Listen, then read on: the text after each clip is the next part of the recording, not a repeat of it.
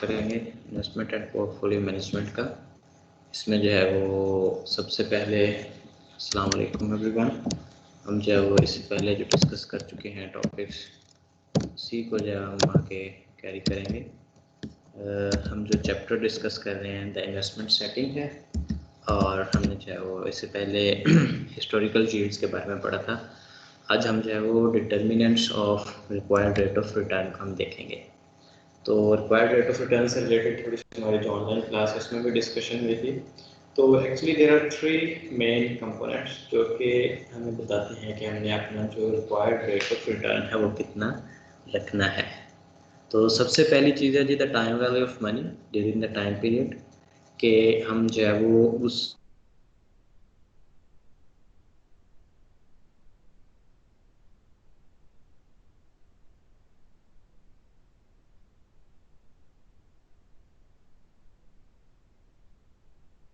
जितने टाइम ज़्यादा होगा उतनी ही हमारी जो टाइम वैल्यू ऑफ मनी का जो है वो रेशो भी ज़्यादा होगी।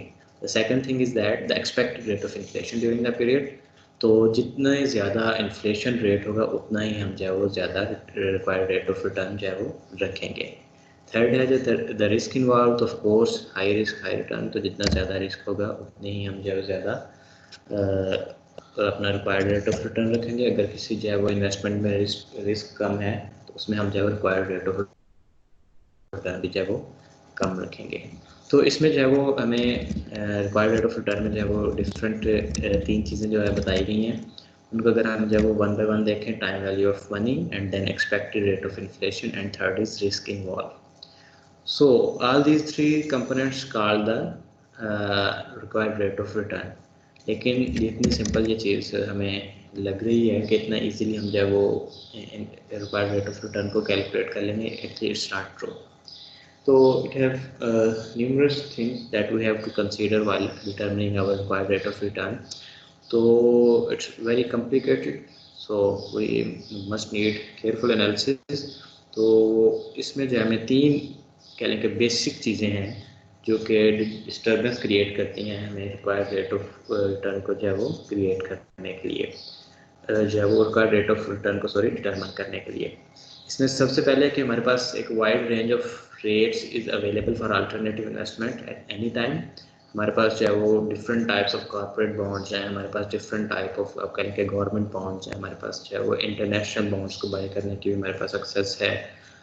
तो हर जो सिक्योरिटी है, हर बॉन्ड है, उसका डिफरेंट उस पर हमें रेट ऑफ इंटरेस्ट मिल रहा है। तो इसलिए हमें इनमें से किसको चूज़ करना है, वो एक हमारे लिए एक कॉम्प्लिकेटेड प्रोसेस होता है। दूसरी चीज़ ये है कि rate of return on specific asset change dramatically over time. Even कि अगर कोई एक रेट हम जो है वो लेट्स से हम कहते हैं कि हमने जो है वो कॉर्पोरेट बॉन्ड्स में से जो है वो आप कह लें कि AA या आप जस्ट कह लें कि B- रेटिंग वाले जो कॉर्पोरेट बॉन्ड्स हैं उनको हमने सेलेक्ट किया है। तो पहले हमारे पास वाइड रेंज ऑफ पोर्टफोलियो था, उसमें से हमने एक को सिलेक्ट कर लिया। तो इवन इसका रेट ऑफ रिटर्न डिटरमिन करने में भी कॉम्प्लिकेशन है, क्योंकि एट एनी टाइम और ओवर द पीरियड हम इसके अगर पास्ट 5-10 ईयर्स का डाटा देखें तो इसका अपनी जो रेट ऑफ रिटर्न है वो ड्रामेटिकली चेंज होते रहते हैं ओवर द टाइम। तो which one should be the exact our rate of return, ये डिटरमिन करना मुश्किल है। जो थर्ड है जी the difference between the rates available on different assets changes over time. तो ये हम इसे स्प्रेड कहते हैं, डिस्पर्शन कहते हैं। कि पहले हम लेट्स से हम अगर दो जो है वो सिक्योरिटीज़ को एग्जामिन कर रहे हैं, एक हमारे पास जो है वो कह लें कि कॉर्पोरेट बॉन्ड्स का AAA रेटिंग है, एक कॉर्पोरेट बॉन्ड्स है वो B- रेटिंग है। तो हो सकता है कि फॉर द ईयर 2019 अगर जो AAA रेटिंग है उस पर हमें जो है वो इंटरेस्ट मिल रहा था 5% और B- रेटिंग हमें मिल रहा था 7%। यू कैन से कि 2 पॉइंट्स जो है वो उसका डिफरेंस था, या पहले के 200 पॉइंट्स का जो है डिफरेंस था परसेंटेज के पॉइंट ऑफ व्यू से। तो हो सकता है कि सेम सिक्योरिटीज़ AAA और B- जो नेक्स्ट ईयर है उसमें उनकी जो है वो AAA की जो है वो इंटरेस्ट जो है वो 5% से कम होकर 4.5% हो जाए, और जो B- है उसका जो इंटरेस्ट है वो जो है वो आप कह लें कि 7 से इंक्रीज करके 9 पे लेट से चला गया। तो अब इनका स्प्रेड आपस में जो है दो सिक्योरिटी को उसको हम कंपैरिजन करें तो ओवर द टाइम इनका स्प्रेड चेंज हो गया। पहले 200 पॉइंट से अब अगर हम जब 9 - 4.5 पे तो 450 पॉइंट्स का डिफरेंस आ गया। तो these are the three main factors जो कि हमें जो है डिस्टर्बेंस क्रिएट करते हैं कि हमने अपना कितना रिक्वायर्ड रेट ऑफ रिटर्न रखना है। अब ये देखें डिस्टर्बेंस किस किस लेवल पे है, किसी एक सिक्योरिटी की जो रेट ऑफ रिटर्न है वो ओवर द टाइम चेंज हो रहा है, एक प्रॉब्लम। डिफरेंट जो नंबर ऑफ सिक्योरिटीज हमारे पास अवेलेबल है उनके ऊपर डिफरेंट रेट ऑफ इंटरेस्ट है, तो which one we should buy, the second problem. And the third problem कि अगर हम किसी दो सिक्योरिटीज को चाहे आपस में चाहे वो कंपेयर कर रहे हैं तो उनमें जो रेट ऑफ चेंज है ओवर द टाइम वो भी डिफरेंट है। तो these things make the calculations for required rate of return more complicated। तो इस फिनोमेना को समझने के लिए हमारे पास जो है वो एक एग्जांपल है, एक फिगर है, उसको हम जो मैं आप लोगों के साथ शेयर करता हूँ।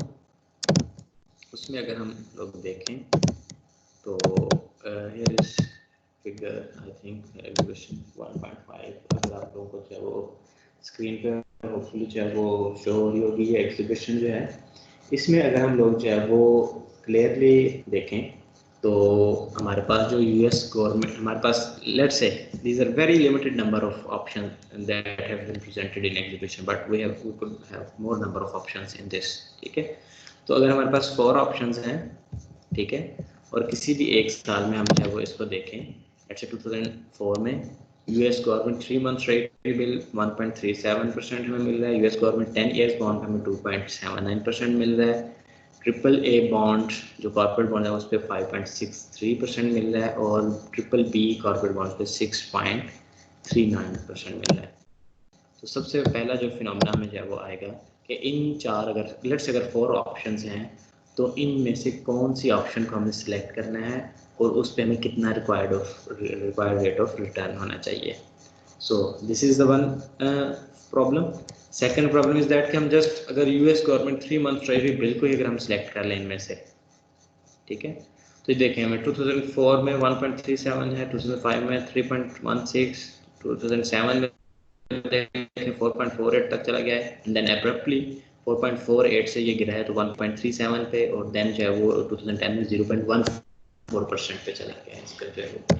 तो एक ही जो सिक्योरिटी है उसमें आप कह लें कि सिंपली एक टाइम पीरियड चेंज होने से देखें 4.48 से जो है वो 1.37 तक गिर गया, तो अब to you can say more than 100% जो है चेंज आया है।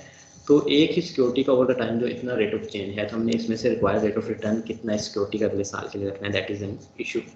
ठीक है, इसी तरह अगर हम जो है दो सिक्योरिटीज़ को कंपेयर कर लें, ये मैंने जो हाईलाइट किया हुआ है, हम ट्रिपल ए कॉर्पोरेट बॉन्ड्स और ट्रिपल बी कॉर्पोरेट बॉन्ड्स देखें तो हमारे पास जो है वो 5.56% मिल रहा था 2007 में, और उसके against triple B corporate bond में 6.47 मिल रहा था। हम 6.47 माइनस 5.56 को माइनस करके अराउंड 90 पॉइंट्स का डिफरेंस होगा, सॉरी 91 पॉइंट्स का डिफरेंस है। और यही बॉन्ड, दोनों बॉन्ड्स हैं, अगर हम इनकी 2009 का जो है वो रेट देख लें तो जो है वो ट्रिपल ए बॉन्ड्स की जो रेटिंग है वो जो है वो सॉरी रिटर्न है वो 5.3% है, 31% है, और जो ट्रिपल बी बॉन्ड्स की जो है रिटर्न है वो 7.29% है। तो ये हमारे पास को जो ऑलमोस्ट चेंज आ गया है, ये देखें 2007 में जो रेट ऑफ चेंज है वो 91 पॉइंट्स का है, और इसके बाद जो हमारे पास 2009 का डाटा है उसमें अगर हम देखें तो हमारे पास जो रेट ऑफ चेंज है वो राउंड हमारे पास है जी 198 पॉइंट्स का, बेसिस पॉइंट्स का। तो इट मीन्स कि हमारे पास जो चीज़ें हैं वो 3 डिफरेंट डायमेंशन में जो है वो कम्प्लिकेशंस क्रिएट करते हैं कि हमने एक्चुअली कौन सा जो रेट ऑफ रिटर्न है वो डिटरमिन करना है, और हमारा रेट जो रिक्वायर्ड रेट ऑफ रिटर्न है वो कितना होना चाहिए। ठीक है, तो with in 2 securities with in the market, और एक ही सिक्योरिटी के अपने जो डिफरेंट आप कह लें कि रेट ऑफ रिटर्न है ओवर द पीरियड जो चेंज होते रहते हैं, वो जो है हमारे लिए डिस्टर्बेंस क्रिएट कर रहे हैं। तो ये जो 3 कॉम्प्लिकेशंस को हमने जो देखा था, इनको आई होप कि आप लोगों ने जो इजीली जो अंडरस्टैंड कर लिया होगा। अब हम आ जाते हैं जी determinants of required rate of return में भी हमारे पास जो फर्दर आ जाता है। सबसे पहले हमने देखा कि उसके डिटर्मिनेंट्स कौन से हैं और उसको डिटर्मिन करने में क्या हमारे पास कॉम्प्लिकेशंस कौन सी हैं, और थर्ड पॉइंट पे हमने जो है वो देखना है कि हमारे पास जो है वो डिफरेंट कौन से जो है वो आप कह लें कि मेजर्स अवेलेबल हैं, हम जो अपने रिटर्न को किस तरह से जो है वो कैलकुलेट कर सकते हैं। इसमें हमारे पास जो है वो अगर हम सिंपली नेम आउट करें तो रियल रिस्क फ्री रेट है, और दूसरा जो है वो नॉमिनल रिस्क फ्री रेट है। हम इनको जो है वो वन बाय वन जो है वो डिटेल से देखेंगे कि रियल रिस्क फ्री रिटर्न क्या होता है और नॉमिनल जो है वो रिस्क फ्री रिटर्न क्या होता है। सबसे पहले हम डिस्कस करेंगे रियल रिस्क फ्री रेट, ठीक है। तो एज नेम इज इंडिकेटिंग कि जो रियल रिस्क फ्री रिटर्न है ये वो रिटर्न होता है कि जिसमें जो है वो एक जो आप कह लें कि इन्वेस्टर है वो इन्फ्लेशन फ्री इकॉनमी कंसीडर करता है और वो ये कहता है कि और उसमें जो है वो किसी किस्म का भी एक इन्फ्लेशन का फैक्टर उस इकॉनमी में इन्वॉल्व नहीं होता है और दूसरा जो है उसमें किसी किस्म का जो है वो रिस्क इन्वॉल्व नहीं होता है, as name is indicating risk free return, ठीक है।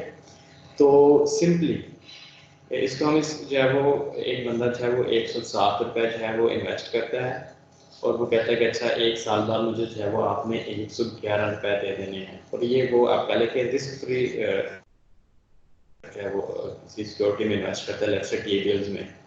तो इट मीन्स कि 111 माइनस 107 से 4 रुपये बचने हैं एक साल के बाद, लेकिन वो उसे बचने ही बचने हैं, इसमें किसी किस्म का रिस्क नहीं है कि ये डिफ़ॉल्ट कर जाएगा, नो, क्योंकि वो T-bills नॉर्मल आपको पता है कि गवर्नमेंट ने इशू किए होते हैं, उसमें डिफ़ॉल्ट रिस्क ज़ीरो होता है। और दूसरी चीज़ उसमें ये है कि उसमें किसी किस्म का इन्फ्लेशनरी फैक्टर जो है वो इन्वॉल्व नहीं किया गया, तो उस साल में हमने कंसिडर किया है कि जो इकॉनमी में इन्फ्लेशन है वो ज़ीरो रहेगी, तो उसको जो है वो 4 रुपीज़ जो है वो बच जाएंगे। तो इसको ये जो 4 का बचे हैं ये किस बेस पे बचे हैं, सिर्फ उसने सेक्रीफाइस किया है कि उसने अपनी जो इन्वेस्टमेंट को जो आप कह लें कि जो अपना 107 रुपये उसने आज कंज्यूम करने थे वो अब उसको कंज्यूम करेगा आज से एक साल बाद, ठीक है। और उसको जो है वो 107 की बजाय वो 111 रुपये मिल जाए। अब इसमें कोई रिस्क इन्वॉल्व नहीं है, ठीक है, जो हमने डिटर्मिनेंट्स देखे हैं। दूसरा हमने डिटर्मिनेंट इन्फ्लेशन देखा, वो भी इसमें इन्वॉल्व नहीं है। इसमें सिर्फ एक डिटर्मिनेंट इन्वॉल्व है, that is time value of money. इसलिए हम इसको जो है sometimes pure time value of money भी कह देते हैं। जो रियल रिस्क फ्री रिटर्न होता है इसका हम जो है वो time pure time value of money कहते हैं, क्योंकि इसमें ना तो इन्फ्लेशन फैक्टर जो है वो ऐड किया जाता है और ना ही इसमें जो है वो आपका जो है वो second thing that risk involve होता है। ये इसमें जीरो डिफॉल्ट रिस्क कंसीडर किया जाता है और जीरो ही इन्फ्लेशन कंसीडर की जाती है। इस तरह का जो रिस्क जो है वो डन होता है, हम कहते हैं रियल रिस्क फ्री रेट। तो एक्चुअली जो रियल रिस्क फ्री रेट है इसको भी डिटरमिन करने में जो डिफरेंट फैक्टर्स होते हैं कि ये कितना होना चाहिए। लेट्स से एक बंदे ने 100 रुपये इन्वेस्ट किया है, तो अगर उसको जो है वो साल बाद 105 मिलने हैं, तो कौन से फैक्टर्स हैं वो डिटरमिन करेंगे कि उसको 105 मिलने चाहिए, 107 मिलने चाहिए या 109 मिलने चाहिए। तो basically there are two factors जो कि रियल रिस्क फ्री रेट को जो है वो डिटरमाइन करते हैं। The first factor is subjective, as name is indicating कि सब्जेक्टिव फैक्टर में हम जो है वो किसी किस्म की जो है वो क्वांटिटेटिव कैलकुलेशन नहीं कर सकते, ठीक है। और जो दूसरा हमारे पास जो फैक्टर है वो है ऑब्जेक्टिव, कि उसके लिए हम जो है वो किसी न किसी तरह से जो है वो कुछ क्वांटिटेटिव जो है वो कैलकुलेशंस करके उसको मेजर कर सकते हैं। तो जो सब्जेक्टिव फैक्टर है वो कौन सा है? The subjective factor is the time preference of individuals for the consumption of income, कि वो अपनी जो इनकम को आज कंज्यूम करना चाह रहा है या कि आज से कितनी देर बाद वो कंज्यूम करना चाह रहा है, टाइम प्रेफरेंस है। क्या वो आज से 3 महीने बाद अपनी इनकम को कंज्यूम करना चाह रहा है या कि आज से जो है वो 15 दिन बाद अपनी इनकम को कंज्यूम करना चाह रहा है या कि आज से जो है वो 6 महीने बाद या साल बाद जो है वो अपनी जो इनकम है उसको कंज्यूम करना चाह रहा है। तो सबसे पहले preference of individual for the consumption of income है। सो इसको हम जो है वो बाकी जो पोर्शन है इसको इंशाल्लाह जो है वो अपने सेकंड जो लेक्चर है इसी लेक्चर के सेकंड पार्ट में देखेंगे कि सब्जेक्टिव और ऑब्जेक्टिव जो है वो डिटर्मिनेंट्स या फैक्टर्स कौन कौन से होते हैं। टिल देन अल्लाह हाफिज़।